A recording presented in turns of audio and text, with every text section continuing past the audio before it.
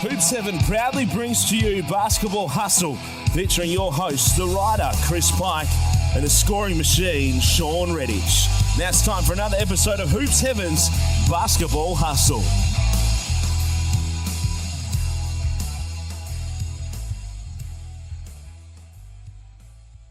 Hello and welcome to the latest episode of Hoops Heaven's Basketball Hustle, and business is really picking up now. We're into the NBL finals. We've got through the regular season.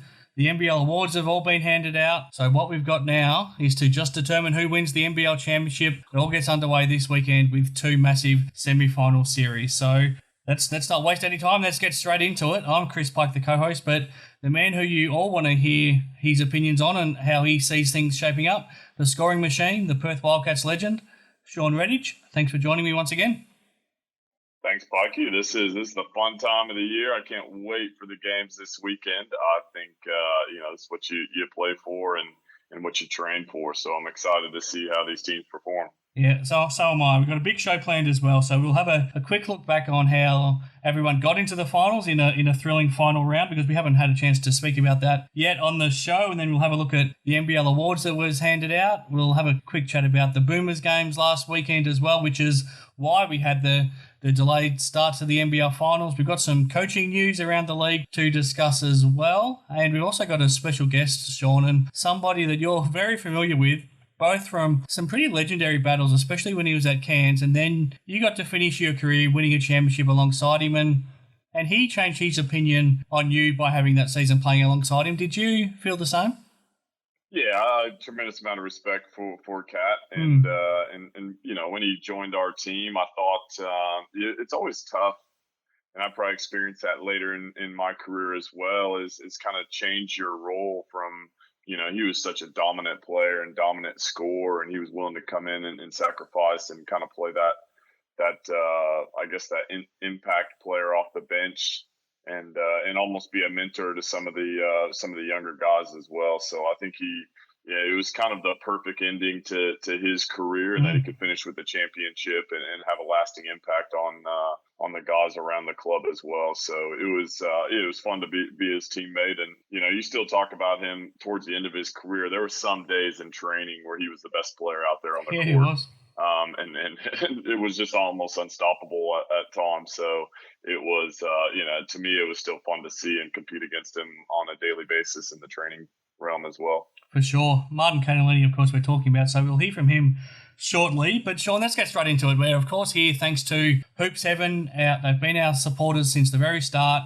Head to hoopsheaven.com.au to check out all of the basketball gear you could ever hope for, all of the shoes.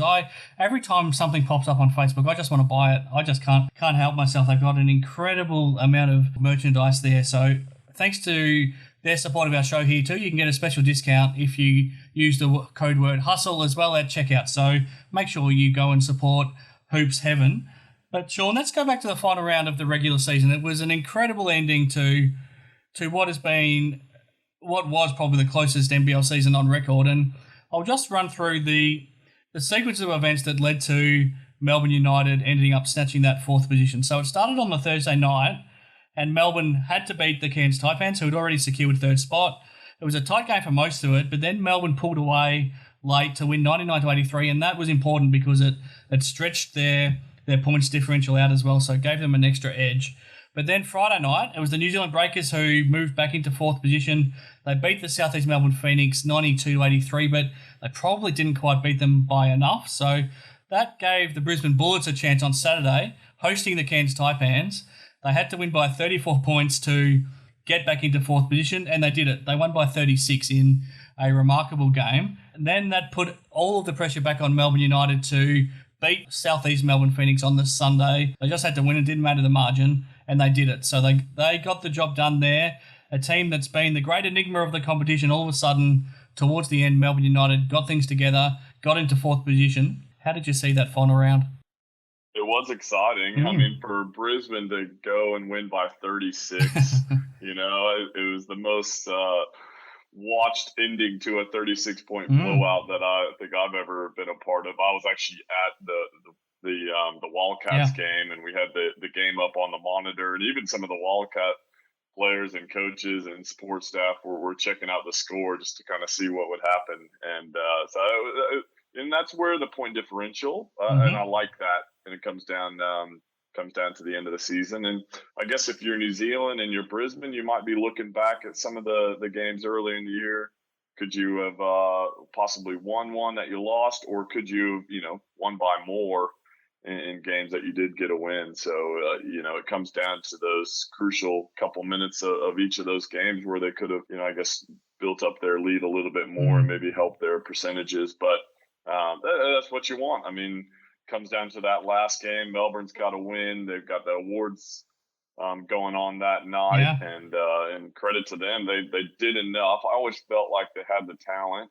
Yep. And they were going to get in there, but I think they made the United fans sweat on it. But I think in the end, you got the 4 best teams. Probably, I would say Brisbane's a little bit unlucky in how well, and New Zealand almost, and how well they were playing towards the end of the year. But I still think you probably got the 4 most talented teams playing in the finals. Yeah, I think so too. Melbourne's always had the talent. It's never been a question on that. It's just a matter of if they can actually start playing together as a team. And for whatever reason, the move of Mello Trimble to the bench has been the thing that has sparked them. And I think we're pretty blessed with these 2 semi-final series that we've got now. I don't think we could ask for anything any better. We'll do a full preview on it a little bit later, but we can just touch on it now. To have the Sydney Kings playing Melbourne United in a rematch of last year's semi-finals, and then the Perth Wildcats and the Cairns Taipans, 2 teams that match up really, really well against each other. I don't think we could ask for much more. I think that's what you want. It's there's some intriguing storylines in there as well. Casper Ware going from Melbourne to Sydney. The comments of Bogut with Melbourne, and I think Cairns and Perth as well. You've got you kind of got 2 contrasting styles of players, so it's gonna be interesting to see how it all plays out. Yeah, as you touched on, after that last regular season game, a lot of the players involved went straight to the NBL Awards night that in Melbourne on that Sunday night. Now, we gave our thoughts on who we thought would win each award. I'll run through the major award winners quickly, and you just tell me what stood out to you, any surprises, or if you think they got it pretty much spot on. The fans MVP went to Scott Machado from Cairns. Defensive Player of the Year, DJ Newell, also from the Taipans. Most Improved Player to Will Magnay of the Brisbane Bullets. Also of the Bullets, the best 6-man, Jason Kadee. Rookie of the Year was the one that was penciled in from the start of the season. I would have thought LaMelo Ball. We'll go through the all first and second teams a little bit later.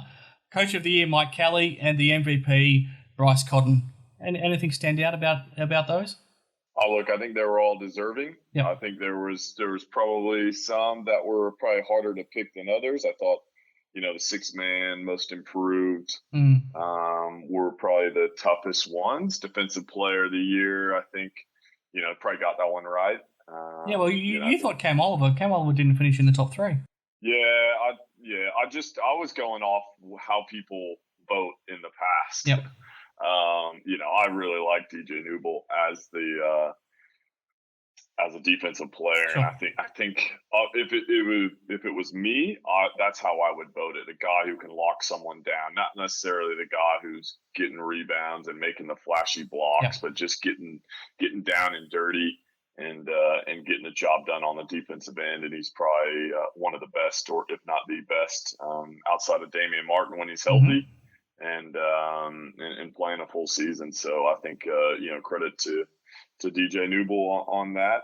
Yeah, I can't complain with how it went. I think they probably got him right. I think credit to the NBL. They've kind of changed it a little bit in the last couple of years on that awards and tweaked it. So they're getting, a better reflection of different beliefs within it.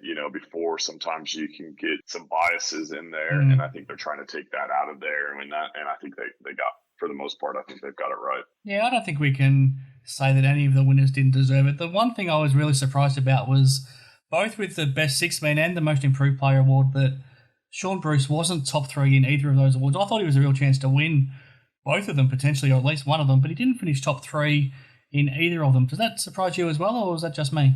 No, I was surprised. I guess maybe there was some times where Sean Bruce was a little bit quiet at times, but that's just comes to go with your being a role player and a bench player as well. But, I think he did a fantastic job this year.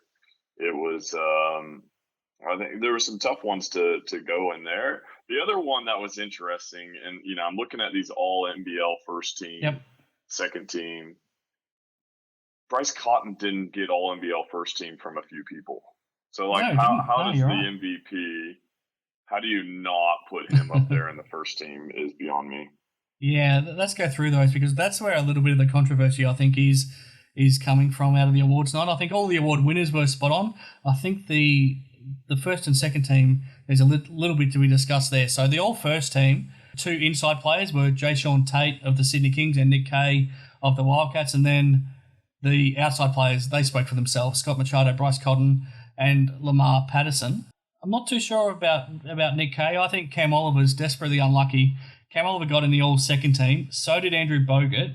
And then the outside players in the all-second team were Scotty Hobson, DJ Newble, and Casper Ware. The 2 things that stand out to me are Cam Oliver not making the first team and Andrew Bogut making the second team ahead of both Daniel Johnson and Mitch Creek, who missed out altogether. Yeah, I think it was a tough one for Mitch Creek to miss out, especially at the starts of the year. Sometimes when you're voting, you kind of only remember maybe the last 5 or 6 rounds and not the complete season.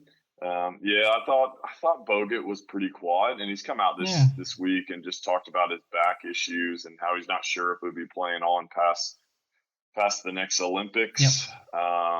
And if you asked him, he would definitely say he wasn't as dominant this year, but he's still a factor. So for sure. And obviously Cam Oliver, I think probably unlucky. I think it was a coin toss between Tate and Nick Kay, and then I thought Cam Oliver would have been in there. So, but it's the other thing is there's not too many actually local guys in those first 2 teams. You got Nick Kay, you got Andrew Bogut. Outside of that, though, it's the import. So that's to me that's interesting as well. Yeah, I think there's some good Australian talent and New Zealand talent as well. Yeah, I think Mitch Creek and Daniel Johnson, easily could have been in there. But it's tough to fit them all in. I think there's legitimately 12 guys that deserved a spot, and only 10 of them could get it. So I think overall it's pretty close. I just think I would have had, Mitch Creek as one of my 10. But, I think, here's where I maybe disagree, because I kind of tend, if you're not sure on a guy, you go with team success. Yeah, no, you're right. That's a good point. So you benefit the team success. And I would say maybe Mitch Creek, Scotty Hobson are probably neck and neck for that role right there. And you probably give the nod to Scotty Hobson. I mean, he was outstanding the last part and almost willed that New Zealand team into the finals. So to me, that's where probably, you've probably got 15 guys that are legitimate candidates and belonged in there, but then the tiebreaker goes to team success for my thinking on it. Yeah, no, that's a good point. 20 wins compared to 9 wins is a significant difference. So if you're tossing up a coin, I think that's a good way to figure it out. Now, of course, the reason we had a break last week in between the end of the regular season and before the start of the finals this week was the FIBA Asia Cup qualifiers for 2021. I'm not sure how much you saw of them, Sean, but it started on Thursday night. New Zealand, for the first time in 11 years, got a win over the Boomers, 108-98. And some interesting points there, I thought. 2 guys preparing to play finals, Jared Kenny for Cairns and Shea Ili for New Zealand, were fantastic. And then I thought 2 guys who missed out on finals played like they had a real point to prove, Ruben Tarangi and Rob Lowe, and that was enough to get the job done against a pretty scrappy Boomers team. And then both teams went and backed it up on Sunday with a second game where the Boomers hosted Hong Kong. Fair to say it was a weakened Hong Kong team who couldn't get their full team out of the country through the coronavirus fears, and 63-point win for the Boomers there. And I guess the exciting part of that was the son of Warwick Giddy, Josh Giddy, who showed as a 17-year-old that he's got an incredible future, and hopefully we see him in the NBL next season before he's then eligible for the NBA draft. And the Tall Blacks went and had a second win as well. The biggest game ever hosted in Guam. It was a full stadium. The atmosphere was incredible. All of Guam got right behind their national basketball team, who have just have just, I think they won a competition to be part of the Asia Cup qualifiers for the first time. So it's pretty exciting for them. They had a team with familiar faces. Ernest Ross, somebody that you obviously know pretty well, Sean. Ty Wesley and his couple of brothers were in that team as well. Curtis Washington, who I think he played at the Rockingham Flames a couple of years ago, so you are familiar with him too. So some familiar faces on that Guam team, but yeah, the Tall Blacks got the win there to make it 2 wins for the weekend. Anything about the FIBA break that you wanted to mention? Oh, look, I think it's great for some guys that probably aren't always going to get that opportunity to play with the Boomers, and kind of showcase their skills on a national or I guess worldwide level. I guess probably from Australia basketball, disappointing to lose to the Tall Blacks. Yep. I mean, we're building there for the Olympics, and in all honesty, there's not going to be a lot of guys on that team that are going to be vying for spots. But I still think there's pride there, and obviously you touched on they hadn't beat the Boomers since 2009, so it's been a long time since they lost. But credit to New Zealand, they brought a strong team over, and guys like Jared Kinney and Shea Ely, who are preparing for the finals, they got after it and played well. I thought, Tarangi played really well, and probably a kind of a point to prove. Like, I've been here all season, but you guys haven't used the reigning six-man most improved player of the year. He had some saved up energy and performances in him. So hopefully, I'm not sure what the future holds for him, but I hope he gets a little bit more of an opportunity in the future years coming, because I think, he showed what he's capable last year, just didn't have those opportunities this year. So I'm not sure what exactly was going on there and inside workings there. I know they had two imports in that same position, but I think if you're New Zealand, you're excited about where you are.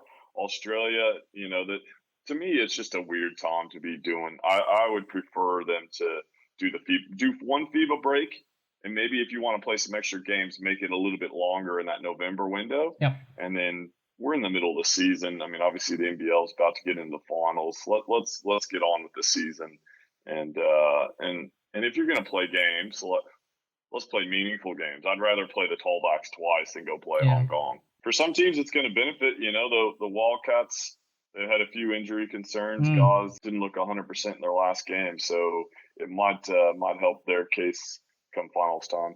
And also Sydney as well. I mean, Andrew Bogut has been, we know he's missed a few games and hasn't looked 100% right, probably for a little while now. So you see it could help him. Kevin Lish there as well, give him a few more reps and training to get him back to the level we know he can play at. I think it probably helps Cairns too, because copying the two spankings they did in the final round, suddenly that's 2 weeks ago now, feels like a lifetime ago. So I think they can overcome that, and suddenly the momentum you lost and momentum you gained in that last round's probably evened out. So it probably hurts Melbourne because they lose their momentum, but Cairns can probably get back on even kilter as well. So I think it leaves us with 4 teams that are pretty evenly matched. So we'll get to that shortly after we hear from Martin Cattalini. Just a couple of quick things. Some coaching news around the league.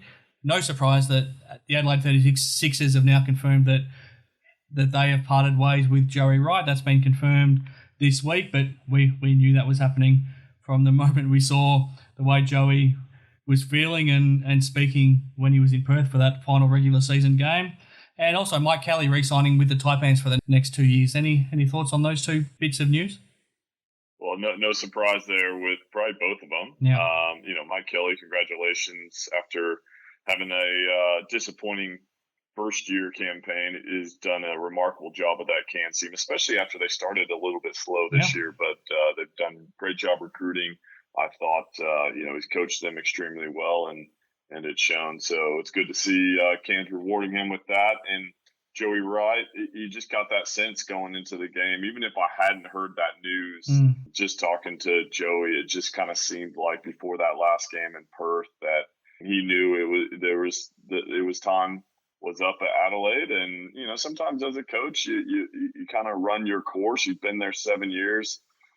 Came in, got him to the grand final after year one, And I still think they were a Josh Childress injury away from winning that grand final a couple years ago against Melbourne as well. So I thought this was probably his poorest year at Adelaide. Yeah, it was. And you got the sense there was some things going on there between him and probably management, and wasn't probably an ideal situation. And so I'll be interested though, who's going to get that job? Who's going to put their hand up and go for that? Is Andrew Gaze going to try and get back into coaching? Are we going to look at some more established names, Rob Beveridge, Sean Dennis, or is it going to be someone kind of out of left field, like a Will Weaver who comes from America and puts his hand in? So I'll be interested to see how Adelaide plays that. But they're probably doing the right thing. If they're going to make a change, do it now, and so they can get the word out, because they're going to have to start recruiting. You're going to have to, this free agents list is going to come out in a few weeks' time, and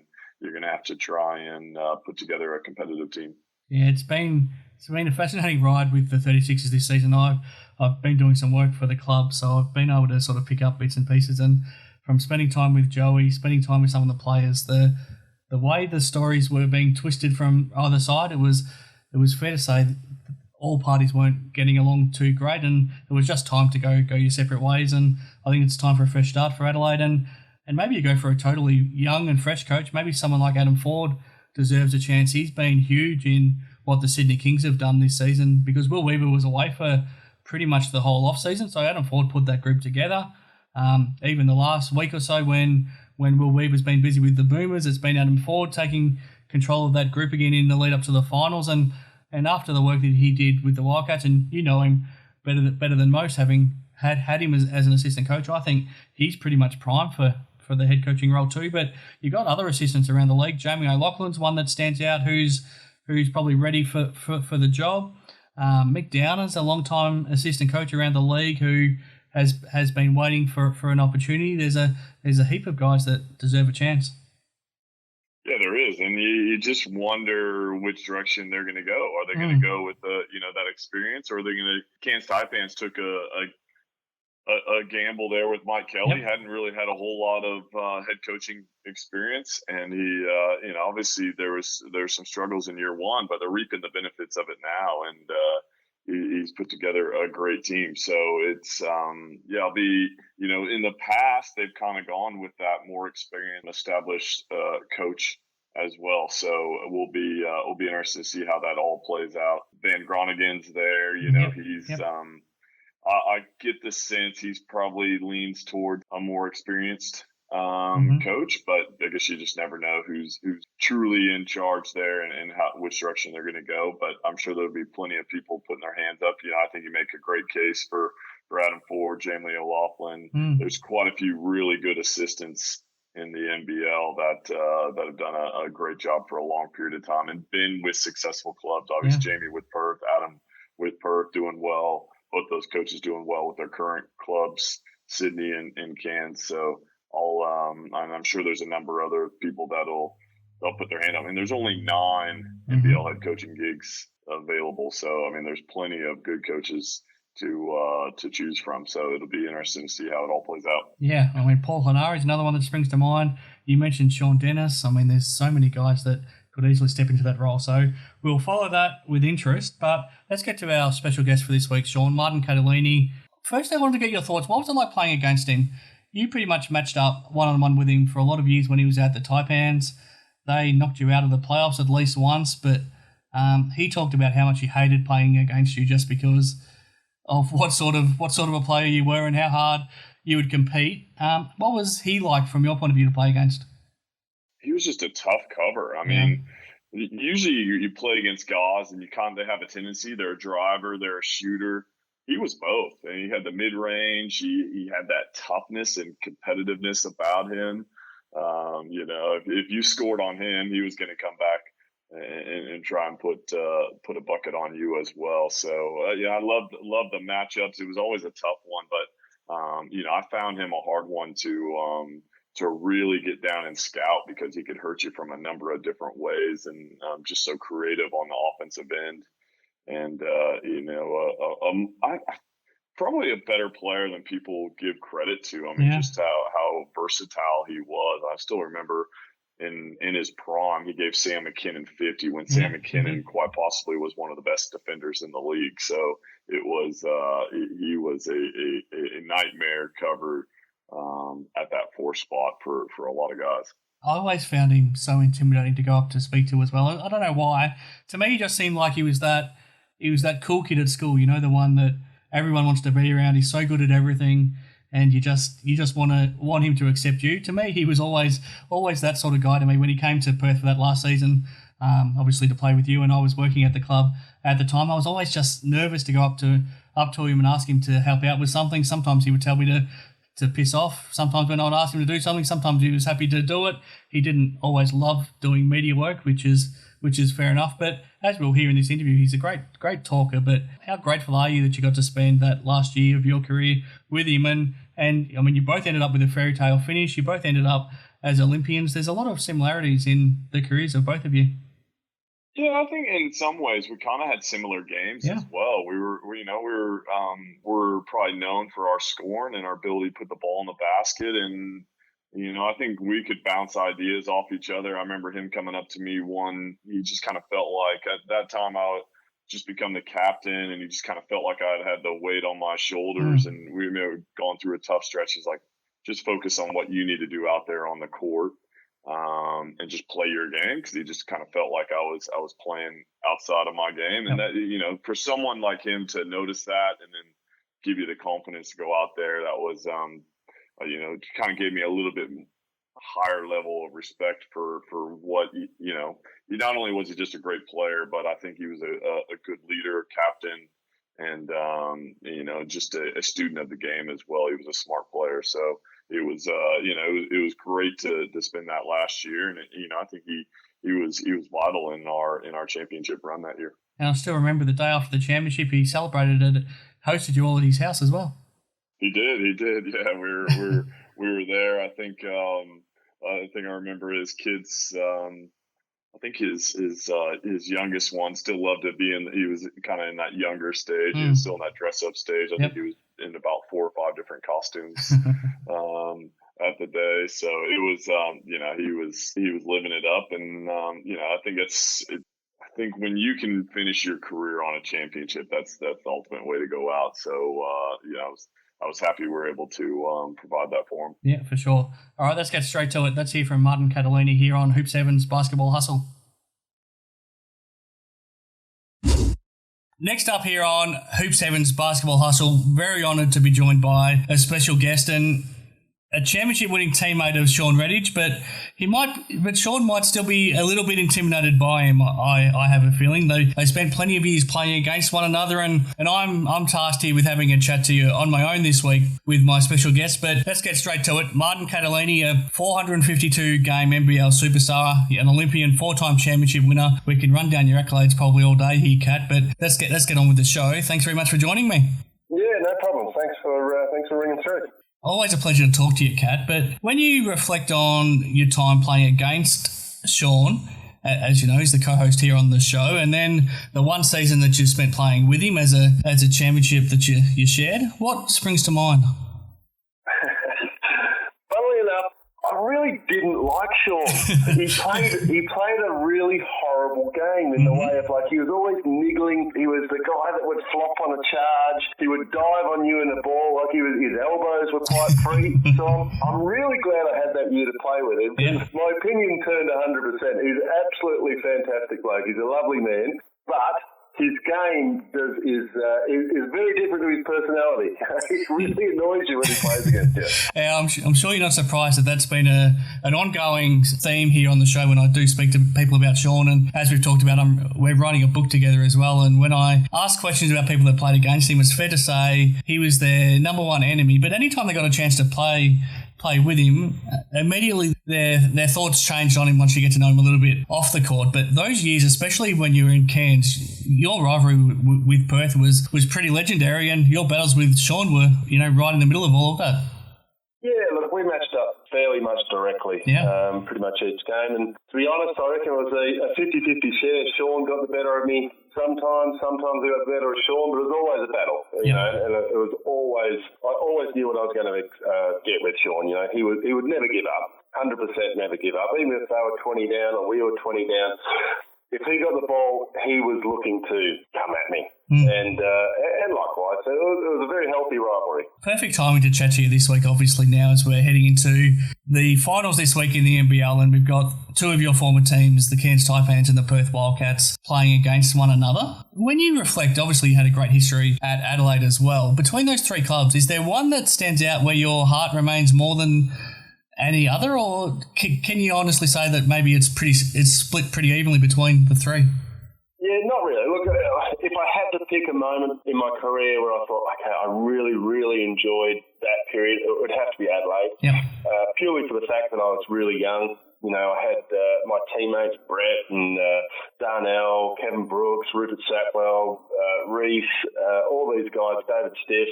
We're all about the same age, we're all in the same boat, and we all just really clicked as a team. It doesn't happen that often in professional sport, and still to this day, you know, many of us I could ring him up and catch up for a coffee at any time. So that period was fantastic, but all of it was different. Cairns was later in my career, and it was something that I really wanted to do. I wanted to achieve some success there because I'd never had it before. It was a really different organisation from Perth, who had demanded success, and that was different again coming back into that fold. But yeah, if I was to nail one section of my career, yeah, definitely Adelaide. Yeah, it's interesting. I've spent a lot of time speaking to Scotty Ninnis over this season just through doing some work with the 36ers, and every time we reflect back on his playing days, there's not a story that he shares where there's not something about Cat that he's thrown in the mix as well. And even when they're talking about the Hall of Fame at the moment that they just introduced last week for the first time, your name's up there as someone that they expect to, put into that within the next, 1, 2 or 3 years or whenever it is. I mean, you must have a great bond with guys like Scotty and Brett Maher and all those other guys you mentioned. Yeah, we really did. It was, like I said, it doesn't happen very much in professional sport where the whole team, not just a couple of players, but the whole team, our partners at the time, they all got along. It was just even the coaching stuff. We really all got along, and it was great. And that transferred to success. Obviously success helped that situation as well, even bond us even more. But it was a great period where I used to love going to training. I couldn't, I'd spend hours after training just hanging out with the guys. We had a table tennis table there that we'd spend a couple of hours competing against each other. It was really fun times. And in the weekends, or if we had some time off, we all got together, partners, kids, although not many kids at that stage. But it was a really good group. Then up in Cairns, that was probably the time when I started to get involved in the league at the first time, and every time you'd watch a Taipans game, it was always the Martin Cattalini show. You would put on some incredible performances. You had that 51-point game. You were just an absolute superstar. Is that the time where, as an individual, you maybe thought you were at your absolute best? Oh, it's just a different role. I mean, with that team, I had to do that, and I mean that in the nicest way to my teammates. My role was to score, and their role was to look to me. It was really like the Andrew Gaze Melbourne Tigers. Yeah, sure. Not that I'm comparing myself to Andrew Gaze and Gaze, but it was the offense ran through me fairly much solely, and which is a good and a bad thing. If I had a good night, we played well. If I didn't, we lost. So coming down the stretch in the end of the season, so I got a bit tired. It wasn't fantastic. But that was my job to score, and some games I did it, some games I didn't, and the guys really looked for me, which was nice. I had the confidence of the team that I was the guy putting up the shots, and they were really working around me. I had a chat to Matt Smith earlier this season, and he still brags about how you and he combined for a 55-point game back in the day too. I've heard that story a few times. Yeah, Maddie tells that one quite well. Then you came back to Perth, and that's obviously where you started. You won a championship early in your career, then you come back for that last season, and you finish your career with a championship, and it's obviously your hometown. It's where you're now based again as well. Was that the perfect way to start and finish your career? It really was. I was very, very, very fortunate that they gave me that opportunity because I probably didn't deserve it, to be honest. I was coming off a couple of really bad injuries. I ended up playing the last half of the season prior to coming back to Perth, and I played okay. I held my own, but I certainly wasn't a world beater. I was aging. I was 35, 36 at that stage. So there was no guarantees of me coming back to Perth. I wanted to. I really wanted to come back. I wanted to play that last year here in Perth, and I got given that opportunity. It was a completely different role and really quite hard to accept at the start. But something I'm really grateful for Perth that they gave me that opportunity. Did it make it tougher when Roger went down so early in the season? Did that really make you question things even more a little bit? Yeah, it was really tough. Paul is, one of my best mates still to this day. Yeah. I've actually got his wife and his daughter staying in my house right now.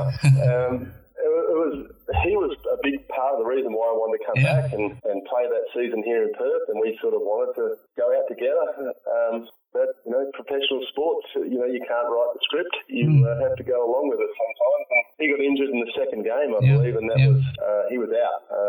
I did question at that stage whether I wanted to pursue the year ahead, but I'm really glad I did. Obviously, we won the championship, and I did get the fairy tale ending. Is it amazing to think that was 10 years ago now? Yeah, I can literally remember training sessions that happened 10 years ago. It feels sometimes it feels like yesterday, and other times I go, wow, a lot has really happened. It was still in that old Perry Lake Stadium, and I remember when Galen Young came in, he had to put some hard yards in to lose that belly that he had. He certainly didn't come in peak physical condition. He was great. He did his role perfectly. But at the start, it was sort of like, whoa, where have you been? Before I ask you about what's happening at the moment, what's the last 10 years been like for you moving into the next phase of your life? Look, I'm very fortunate.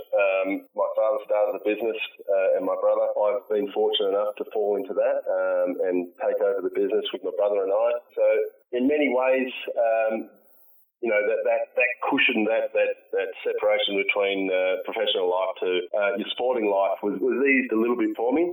So I'm very grateful for that and very, very fortunate to have that, being able to step into that. And I know many people haven't had that opportunity, and it really is a tough ride.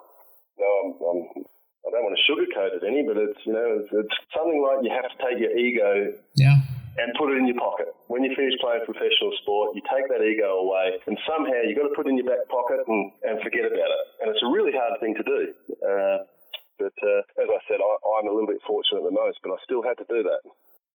What's the business you're running? You can give them a plug if you like. Yeah, so we run a couple of businesses. We run a chemical manufacturing business that we manufacture and produce, we say commercial grade cleaning chemicals, water treatment chemicals, maintenance products, and then we also run a service company that does pre-commissioning work for anything that works under pressure, so oil and gas industry, pipelines, desalination plants, defence, lots of things on that front. I'm not sure how close of an eye on the NBL you get a chance to keep at the moment, but what are your thoughts on this Taipans Wildcats series that starts on Friday night? What do you think? What do you think is going to happen? What I think is going to happen and what will probably happen will be two very different things, I suggest. Sure. But I really think Cairns worry Perth. They've got the size. The guards are fantastic. They've got a really well-run team. I think Mike Kelly's done a great job in. I spoke about egos before. I think he's done a really good job of controlling the ego and keeping it in check, which is pretty much the number one thing I think a coach should be able to do. They seem like on their night, Taipans can beat anyone. I believe this will be a really tough series for Perth. I don't think it'll be a walkover in any stretch or form. Without Miles Plumlee coming in, I think they would have been in huge trouble. There's a big X factor with Nate Jawai. If he's fit and healthy and playing well, I believe Cairns will really, really push Perth. When you watch these two teams play, given you've got such history with both of them, does your heart pull one way or the other? Or what's the emotions like when you watch them play one another? I really don't have too much emotion at all. Sure. With either club, any club, in that way. I'm not supporting one club or another. Definitely not supporting Perth over Cairns or Cairns over Perth. If anything, I want to see Perth win because it's my hometown, and that's purely as a fan perspective. The only thing I look for a game now, and it's changed very, very much, is I just want to see a good game. I want to see a tight, physical, close game, and that's what I want to see. If it's a blowout, I'll lose interest. In terms of Cairns, there were some tough times when you were there. I know you had some success as well, and you eliminated the Wildcats a couple of times in the playoffs, or at least once. But you saw that the club was still very much in its foundation stages. Now that they've got the community model up and going, they look to be in a very good place right now, a stable place. Does that make you happy, given that their future, I guess, wasn't always guaranteed? No, not at all. And I still think, I'm looking from the outside in 100%, but I still think it's a battle for Cairns to be there year in, year out. Yeah. They've got Mark Beecroft running the club out there, and he's done a fantastic job of just keeping it going. Not only keeping it going, getting into the finals. I mean, that. They had the award for best administrator. Surely he would be the number one, because their resources are minimal. Their corporate sponsorship can be minimal at times, and what they've done this year is fantastic. I think he really deserves all the accolades that he gets on that front. But yeah, to answer your question, it is good to see. These regional communities. Sometimes they don't have, the resources, they don't have the excitement factor that a major city has, and to have a national team that's competing really well, it is. I've seen it firsthand how excited the town gets and how involved the town gets. It's a really good thing to be a part of. Yeah, absolutely. What about basketball at the moment in your life? Is it playing any sort of a role, a small part? Do you have any involvement? It'll always play a part in my life. It's transferred over to my son now. Yep. He's playing, he's in under 16s. He's playing for Willerton at a wobble level. He enjoys it, which is, I see the enjoyment he gets out of it, and I get the enjoyment from that. I'm not involved in any coaching because he doesn't want me to. Okay. he certainly doesn't listen to me at home, so I can't imagine he's going to listen to me on the basketball court. But I enjoy watching him play, and I enjoy him and the other kids that I've seen, for the last 5 years, all the mates that he's played with develop and grow, and it's a great sport. It really is. Juniors, they do it really well in WA. It's good to see so many kids are really into it, and it's good to see that the kids really take it on board as well. Like they take it really seriously, which is good. Taking a look at the SBL here in Perth at the moment, and we've still got Shawn that's still going to play again this year, and we've got Mark Worthington coming in as a coach for the first time this year. We've got Aaron Trahair and Ricky Grace coaching down in Mandurah. Mike Ellis is still coaching. There's a lot of familiar names in the league. Is there any chance you'll get involved at some stage? The simple answer, no. And if you knew me as a player, and anyone that knew me and played alongside me, coaching would have never been on my radar. For sure. It's just something that I'm just. I was more of a feel sort of a player rather than an X and O's. I didn't like it when a coach really narrowed it down, and I liked the option. So I'm not coach material. Put it that way. Yep. A couple of quick questions before we finish. As I touched on at the start of the show, the 36ers have just started up their Hall of Fame, and they had their first 3 inductees last week, and I think Brett Maher, Phil Smythe, and Mark Davis was the third. Yeah. How long until Martin Cattalini's added to that list? Oh, look, if I get on that list, I will be a fair way back. You've still got the Al Greens of the world, Darryl Pearce, Mark Bradkey. I could go on and on. The new generation that'll finish soon will be able to go in there as well. But look, if I did get on there, it'd be a massive honour. I don't expect me to be on there anytime soon, though. Up in Cairns, they tied Aaron Grabeau's jersey and finally got it hung up in the rafters there at the convention centre, and there's talk about who the next person will be, and your name's come up a fair bit. Do you expect to see your jersey up in the rafters in Cairns one day? Look, I'd nearly be disappointed if that was the case. I only played there for 4 seasons. Sure. I would hope that their history has moved on a little bit more than that. Look, I'd be hugely honoured. And Aaron Grabeau, he played there for 14, 15 years. He 100% deserves to be up there. Guys like Anthony Stewart played there for a long time. I'm hoping their history has moved forward a little bit, but a 4-year player would struggle to get up there. No, I understand that, but I think you're underestimating the influence you had there as well. You left a lasting legacy. So I think in both those cases, I wouldn't ask the question if I didn't think you deserved to be there. Of those two things, and we add in the potential of Shawn Redhage's number 42 being retired by the Wildcats, of the 3, which one do you think is going to happen first? I think Shawn will be retired any day now at the end of this season, and he deserves it. Shawn's a great story, and I'm not sure if many people know that he really battled his way out here. He wasn't a superstar. He didn't have NBA credentials. He battled his way in and then fought his way in and kept on fighting. So, it really is a good story, and he deserves it all because there's a story behind that work ethic and what he wanted to do, and he should be very, very proud of what he's achieved. And to be honest, the way he plays hasn't changed now when he's playing in the SBL. He's still playing the same way, still having everyone that plays against him hate him, so nothing much has changed. Elbows? Has he still got those elbows? Absolutely. Well? Probably even more so now that he's lost some of his athleticism. Yeah, it happens. Now, just finally, let me try to pin you down on the Wildcats and Taipans series. What do you think will happen result-wise? I'd be surprised if it doesn't go to 3. Yep. I think Perth will just get over him, and the addition of, like I said before, with Miles Plumlee coming in will make the difference. I think without him, they would have been in real trouble. If he plays well, I think they will get through. Only just, but I do believe it'll go to 3. And the other series, Sydney Kings and Melbourne United, they're two of the teams that everyone expected to be there. Melbourne's been a little bit up and down, but they seem to be clicking at the right time. Sydney's been on top of the ladder the whole season. What do you think in that one? I believe Sydney will sweep that one. Okay. I think Melbourne have run their race and that they would have put a lot of energy out in just getting there, where Sydney's been sitting back, waiting, fresh, ready to go. Yeah, I think Sydney will sweep them. Yeah, I think you're probably on the money there. I think that's what I think will happen too. But you know a lot more than I do, and that's why. I probably don't. That's a gut feeling without seeing too much. But, no. I've seen enough professional sports to know if you're prepared and ready, it goes a long way. Absolutely. I could keep talking to you all day, Kat, but I do need to let you get back to work, and it's always a pleasure to speak to you. Always great to hear your thoughts on a lot of things, and a great pleasure to have you on the show. So thanks very much for joining us. Mate. It's great talking basketball again. It's been a long time. No, my pleasure.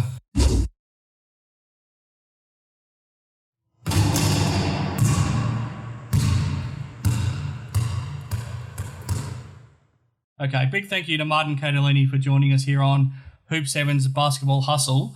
Now, if you've checked out our social media pages over the last week or so since our last show, and if indeed you listened to us on our last show, we introduced a special competition for all of our listeners. Thanks to ID Athletic. Check them out at idathletic.com.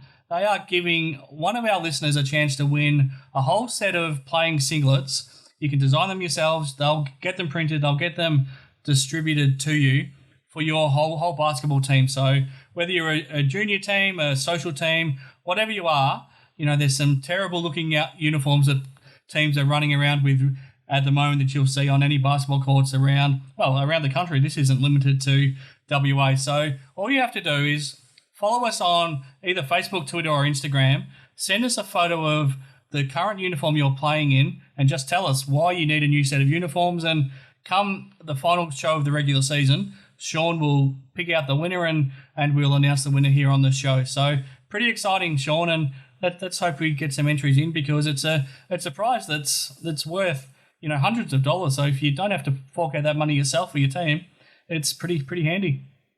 Well, it is, and you get to design it yourself, yeah. So you can come up with whatever you want, whatever you fancy, and I'm excited to see. Hopefully, I'm sure we're going to get some pretty poor uniforms that are out there. I'm around a lot of basketball stadiums, and there's some not pretty ones. I can tell you that much. And hopefully they can get a new set of uniforms. And if you look good, you play good. Absolutely. Okay, it's finals time now, Shawn. The time where you made your legacy, and sustained it made sure it was sustained forever with the championships that you won at the Perth Wildcats. So let's start with the Wildcats taking on the Cairns Taipans. Game 1, Friday night at RAC Arena. Game 2, back in Cairns at the Cairns Convention Centre. And if required, on the Thursday night, back in Perth to determine who goes through to the grand final. There's plenty to dissect in this series. Matchups, galore right across the two teams to look at. But what is the biggest thing that stands out that needs to go right for both teams to get over the line? Well, these two teams haven't played each other since December. Yeah. Only one time in Perth. and Cairns actually beat Perth by the largest margin ever at RAC Arena. So they're the only team in the NBL to not lose at RAC Arena this year. Yep. So they're going to come in with confidence. I think both teams are a little bit different, especially Perth with Plumlee there in the middle. He's given them a different dynamic, and I think they're a little bit better defensively, more of a presence, someone to match up with Cam Oliver and Nate Giroir. But the matchup I think it's going to come down to is Newble and Cotton. Yep. How can and Newble's done a good job. I mean, Cotton's only averaging 16 points, only scored over 20 once. And obviously Perth beat Cairns in that last game in Cairns. I think Cairns going to come in with a lot of confidence in that one. To me, the X factor is going to be Tarico White. He hasn't looked right for a few weeks. He didn't play in that final game. And, I'm not sure. I haven't seen him at training, how well he's gone. But obviously the FIBA window would help him. But we do know what he's capable of come finals time. He seems to be able to step up his game. Are these other guys going to be able to step up their game? How's Machado going to go against Damian Martin, Mitch Norton in there? I think it's there's a lot of good matchups there. I'm excited to see how this one plays out. Luckily, I'll be able to be courtside and can get a front row seat next to you. Wanted to get your thoughts on Cairns taking care of the ball. So when teams have got the better of them this season, and we saw it most notably in that game against Brisbane to close the season, the opposition has trapped Machado in the backcourt, run the full court press, and double teamed him. Even when he catches it in the front court and they run an on ball, they make sure that they trap him and just get the ball out of his hands at all costs. And it's worked because the Taipans have coughed up big numbers of turnovers in at certain times when they've had that done to them. If you're Cairns, how do you make sure that, because the Wildcats are going to want to make somebody else make the plays if the Taipans are going to get plays done. They want to, at all costs, get the ball out of Machado's hands. So how do the Taipans handle that situation and not turn the ball over as they've been accustomed to doing? They're just going to have to play with a lot more discipline. And that's one of the things, when you get to that finals time, you've got to figure out a way to attack the other team's weaknesses, and vice versa. If they're going to attack your weaknesses, you got to be able to combat that.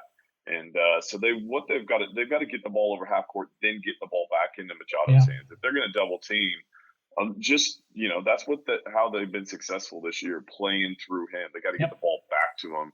I think undisciplined teams will go down. If they get their best player gets double teamed, throw the ball back. And go down and just take whatever shot the team gets you, and that's what the defensive team wants. I think that's where the benefit of a guy like Damian Martin, he understands that. Like, if they double team Bryce Cotton, we're going to figure out a way to get the ball back in his hands when we get to the other end. And so that's if you're Cairns Taipans, you got to figure out a way to play through Scott Machado, because he's been your driver this year. And he's going to be the catalyst that's going to take you into the grand final if you're able to get over the Wildcats. We're blessed as well to have the MVP of the league and the league's leading scorer, Bryce Cotton, up against the best defensive player in the league, DJ Newble. That's a hell of a matchup. But from a Cairns point of view, do you let DJ go one-on-one against him, or do you double team him at times to make somebody else beat you, similar to what the Wildcats will do with Machado, or do you mix it up? Do you just give Bryce different looks at all times?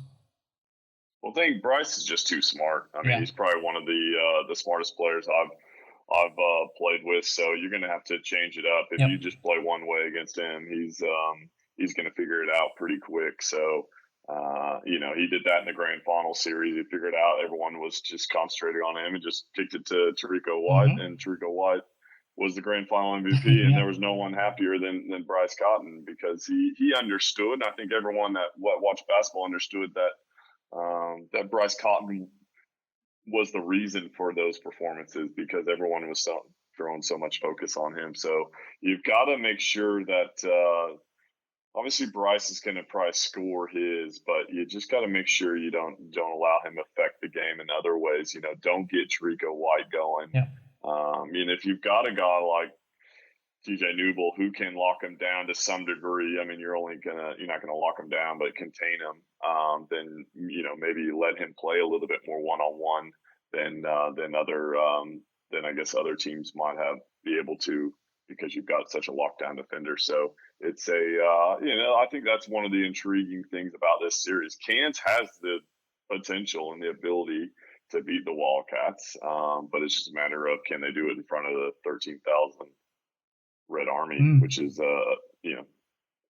easier said than done, especially at finals time. The other thing, Cam Oliver, he's had 2 really good games against the Wildcats, and Perth have found it tough to stop him, but they haven't had Miles Plumlee in any of those previous 3 games. To me, it's a double thing. I think Miles Plumlee has the ability to probably limit what Cam does, especially on the inside. He has the ability to certainly be an intimidator on his shots inside, but it also means that Cam Oliver can't match up on Nick Kay, which I think it's a double positive for the Wildcats for the difference on those previous 3 meetings, just by bringing in Plumlee. Yeah, I think so. I think with the Wildcats have struggled at times versus teams that are really big and athletic, because their team wasn't really built for that. But that's changed now with Plumlee. They've got a guy that's a legitimate NBA athleticism and size, so it's give them a little bit more firepower on the defensive end, and can match up with the likes of a Bogut and Cam Oliver and Sean Long a little bit better. Whereas I thought those guys were kind of dominating at times against the Wildcat bigs. So it's a different game now that you got Plumlee. But for Plumlee, he's got to stay out of foul trouble. Yep. I mean, he seems to get, as hard as he plays, he's got to be a little bit smarter with those fouls. And they're going to need him in this series. They haven't, in some degree, they haven't really needed him at times so far. But I think come finals time, it's why they brought him in. They're going to need him to be able to play 25 minutes and really have an effect on the game. Yeah, I think it's really important that he does that, because I don't think Cairns have a good matchup for Nick Kay at all. If you have a look at their 2 best options, if Oliver's occupied with Plumlee, then their options are Majuk Deng or Fabian Krislovic, and I like the chances of Nick Kay having a huge series in that situation. Yeah, I think so. And the way Nick Kay's been playing is 5 straight games of 20-plus points. Yeah. He's actually probably been the Wildcats' best player over the last probably 4 or 5 weeks. So it's a good point about the matchup with Nick Kay. But if you're the Cairns Taipans, Nick Kay's just he kind of finds his where he is. The guys you've got to stop are Bryce Cotton and Tarico White, and try and limit them. Sure. Okay, we'll get your predictions at the end of the show, but let's have a look at the other series as well, because this is a fascinating one. You've got a Sydney Kings team on top of the ladder all season long. They've got home court advantage. They're the deepest team in the league now that they've got Kevin Lish and Didi Lazada and Craig Muller all back healthy, along with Andrew Bogut as well. They're a team that legitimately has 12 players they can all call upon at any time. Everything's pointing in their direction, but then you've got a Melbourne United opponent who, from the start of the season, we all knew they had the talent that they could be a championship contender, but for pretty much the whole season they played as a group of individuals. The last 3 or 4 weeks they've changed that. They've got things on track. Dean Vickerman's decision to move Melo Trimble to the bench has proved a masterstroke. He's got them clicking. This could be a real fascinating series on the back of what we saw between the 2 of them last year, when Melbourne had the home court advantage and Melbourne got the better of Sydney. It is. There's a lot of intriguing matchups. We kind of already talked about some of that. I think Sydney Kings, they've kind of just coasted into the finals. So can they now get that edge that they had at the start of the year, where they got something to prove? I think Will Weaver's a pretty smart coach, and he'll get them playing to the top level. But I also think Dean Vickerman has maybe punched the right buttons here, and has this Melbourne United team playing some pretty good basketball.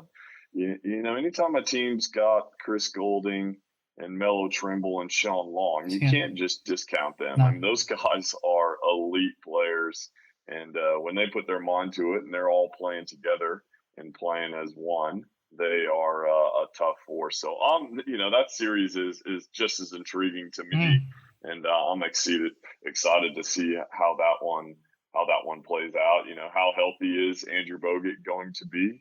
And will those 2 weeks really? The thing I think probably gives Sydney Kings that edge is they're really, they haven't tasted that success, so they're extra motivated to try and bring a championship back to Sydney, and I guess prove everyone that they are the top team, and they've been from the start to the end. But now it's money time, and they've got to prove it. Yeah, they haven't won a playoff series since they've come back to the league. So it's been probably when they beat you in a series. Was it back in 2007? It might have been the last time that the Sydney Kings have won a playoff series. So it's been a long time. To me, really looking forward to seeing a matchup that's probably been 12 months in the making in the centre position, Andrew Bogut against Shawn Long. There was a lot of talk between the two of them last season about who was the best centre. Obviously, Bogut ended up being the MVP, and Shawn Long went away thinking that he was the best player in the league and came back and signed the big deal with Melbourne and hasn't quite lived up to it, but he's still got the potential to dominate games. How do you see that matchup playing out? Well, it's kind of, you're not going to just be able to look at the numbers and say, so-and-so did better. I mean, Shawn Long's probably going to score more points than Andrew Bogut, but Andrew Bogut could have more effect just by the way he, commands the middle, and obviously defensively he's elite at what he does and rebounding. So, and also his passing. So it's one of those things. I kind of feel like whoever wins the actual series is the one that had the more impact, because those two guys impact the game on a different level. So, but they're both going to be motivated, and I love that they both want to dominate and be considered the best center in the league. So it'll be it's a fun one to watch. Then at the other end, you've got the point guard matchup, and you got Casper Ware, the man who left Melbourne after taking them to the last 2 grand finals and joining up at the Sydney Kings, and you've got the man who Melbourne replaced him with, Melo Trimble, who's coming in probably his best form of the season since moving to the bench. He's really thrived in that role where he can just come in and score points and not have the same pressure from starting. So that matchup's going to be crucial as well. Well, Will, and if you're Melbourne United and Bogut's going to be out there, it's similar to what the Wildcats do a lot of times, and Bogut likes to just hang back in there and protect the paint. So if you're Melo Trimble, Chris Golding, just run those middle on balls and force them to try and get out there on those shooters. And what's Dean Vickerman going to do?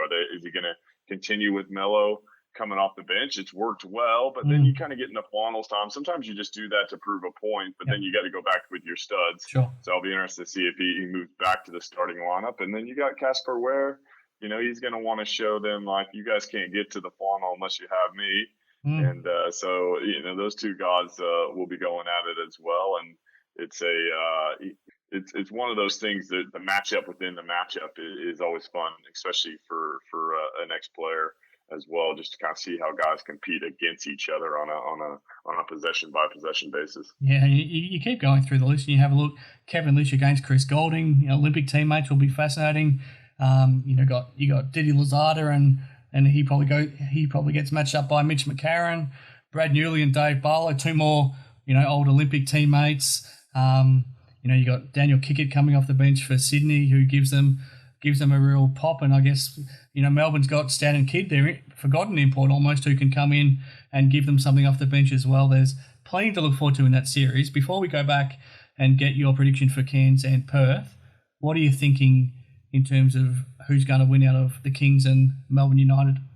Oh, I think you're going to go with Sydney just off the but I don't think it's as easy as everyone thinks. I think Melbourne United are close to as talented as Sydney Kings. Sydney Kings probably a little bit better defensively, but I think it'll go to 3 games. And hopefully from a viewer's point of view, it goes to that 3rd game on Thursday night, and we've almost got two deciders to watch on the Thursday night. That would be fantastic, and I think that's what this season deserves, the way the team's been playing. Well, do you expect the Wildcats and the Taipans to go to 3 games too? I do. I think I think the Wildcats will get it done because of the home court advantage. It's just tough to beat them in the finals. But if there's one team that's takes a lot of confidence coming and had beaten Perth here in Perth. It is the Cairns Taipans, but I think it'll be a Sydney-Perth final, which is probably what the league wants, especially from a numbers point of view and the amount of fans that can go to a game. And I guess from the outside, I'd love to see the Kings get in there, see if they could sell out Kudos Bank Arena for a grand final. Well, we could seriously have an average of 15,000 people for a grand final series if that's the case. Well, how awesome would that be? That would be but we're already talking about grand finals, and I think Cairns and Melbourne United saying, hey, wait a second, we're a pretty good basketball team, so it's you can't look ahead in these, and as history will tell you, usually game one tells you who's going to win. I think it's 21 of the last 22 or 22 of the last 23, something like that. Crazy. Game one winners have gone on to win the series, so it'll be game one will be the decider, most likely. Yeah, I think the one to buck the trend in recent times was that Illawarra Hawks team that upset Adelaide when Adelaide was the regular season champions. I think outside of that, we haven't seen anyone lose game one and be able to come back from it. So it's going to be fascinating. Well, let's hope we've got 2 game threes to look forward to next week when we do our next show, Shawn. But this has been a big one. Plenty to wrap up. We wrapped up the regular season, wrapped up the awards, wrapped up the Boomers games. We heard from Martin Cattalini, and we gave you what you hopefully found was a informative preview of the 2 semi-final series. So massive show. Thanks to Hoop7. Head to hoop7.com.au for making it happen, and make sure you get your entries in to win a set of singlets from ID Athletic as well. So follow us on our social media pages to get all of the details. We look forward to seeing what happens in these first 2 games of the 2 series this weekend. Shawn Redhage, thanks for joining me. What can you leave our listeners with for another week? Thanks, Pikey. Been an exciting season. I think, I'm even the off-season stuff is going to be interesting. Who's coaching who? Are we going to get some of these next stars? Is Josh Giddey, is he going to be playing in the NBL next year, potentially a first-round pick? So there's a lot of exciting things, not only just in the finals, but in the off-season as well. And that's what you want in the league. So I'm excited about the finals, excited about the off-season. Let's see how it all plays out, and we'll speak after game one next week.